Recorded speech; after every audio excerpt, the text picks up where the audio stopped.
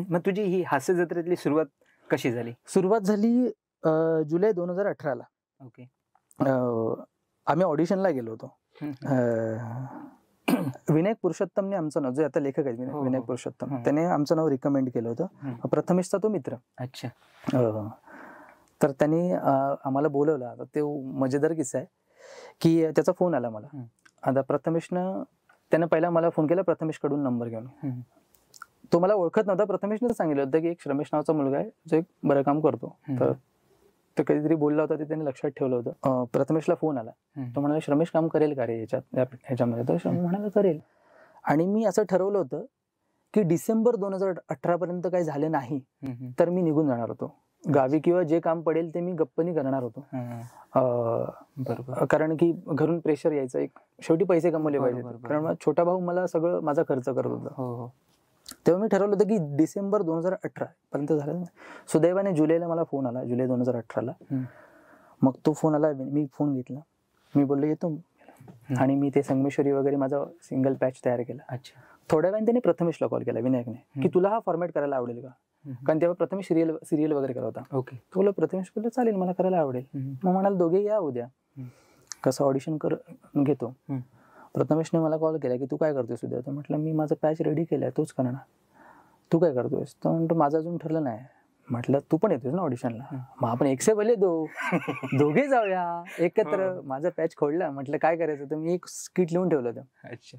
तर ते स्किट आम्ही भेटलो संध्याकाळी आणि आमच्या परीने इम्प्रोवाइज केलं. त्याने त्याचे डायलॉग त्याचं हे केलं वगैरे वगैरे.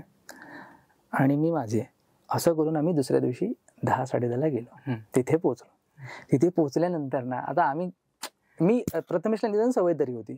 मी तर डायरेक्ट पहिल्यांदा एका कमर्शियल सेटवर गेलो होतो. हिंदीचं वगैरे काम केलं होतं, पण ऑडिशनसाठी एका आपल्या आवडत्या फॉर्मॅटमध्ये पहिल्यांदा गेलो. आणि असंच मी जसं आता एक अंडर टी शर्ट घातलंय, शर्ट सोडले, तसं तिथे दशरथ सेसट म्हणून आहेत. अच्छा. ते कार्यकारी हे आहेत तिथले. तर आम्ही जाऊन आतमध्ये गेलो तर त्यानं असं च्युइंगम वगैरे खात होते. आणि असं बघितलं त्याने वळून खुर्चीवरनं टर्न मला, काय रे असं विचारलं. मी म्हटलं आपण नाही सिलेक्ट होत. प्रथमेश आपण सिलेक्ट नाही होता, माणूस बघ च्युइंगम खातोय आणि आपल्याकडे बघतोय, आपण नाही सिलेक्ट होत. तो म्हणाला देऊया आपण ते करतो ना नेहमी, ते करूया. बरोबर. तर त्याने आम्हाला एक स्क्रिप्ट दिली. वाजले होते 10:30 आणि सर 11 वाजता वगैरे आले होते. नंतर आम्ही 11:30 वाजता त्यांना बोललो की आम्ही रेडी आहोत. ओके. तर सरांचं असं झालं की 1 तासात तुम्ही रेडी आहात? म्हटलं हां. आम्ही बसलो आणि सर म्हणाले हां करा. तर आम्ही ॲक्शन बोलल्यानंतर पहिल्यांदा स्क्रिप्ट खाली ठेवली. तर तिथे आम्ही सरांचं अर्धमन जिंकलं. कारण अजूनपर्यंत जेवढ्या ऑडिशन झाल्या होत्या ते सगळेजण वाचून हे करत होते. आणि आम्ही 1 तासात त्यांना वाटलं 1 पान केलं, आम्ही 4 पानं करून मोकळे झालो होतो ऑडिशन. तर सर म्हणाले 1 दिवस देतो आपण काही मुलांना, त्यांचं पाठ होत नाही, हे पोरांनी 1 तासात केलं. तिथे खुश झाले.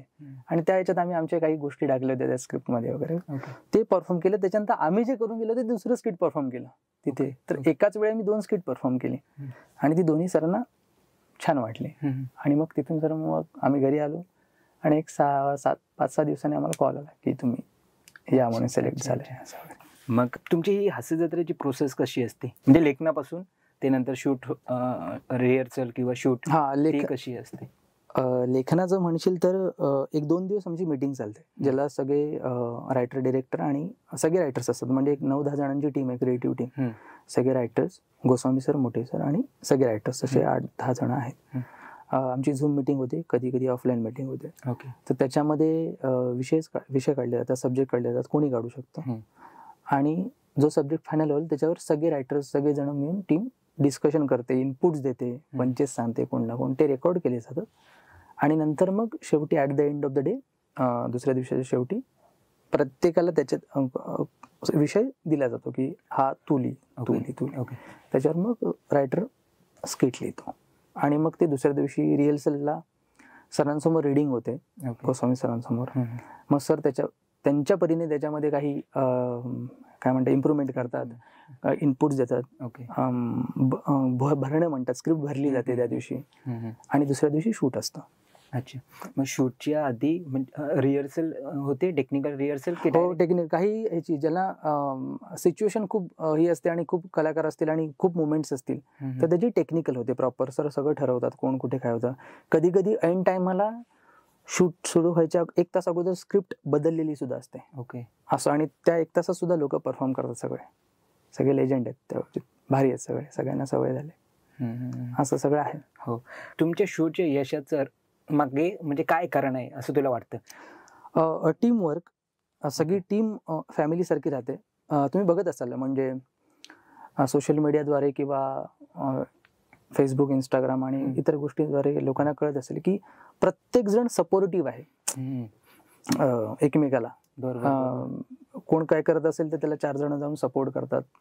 नवीन प्रोजेक्ट करत असेल किंवा काय, तर तो एकमेकांबद्दलचा असलेला आदर, प्रेम आणि सपोर्ट, त्यामुळे हा शो खूप चांगला होतो. त्यामुळे आणि ऑफकोर्स हे गोस्वामी सर आणि मोठे सरांचा श्रेय आहे की त्यांनी त्या टीमला बांधून ठेवलंय.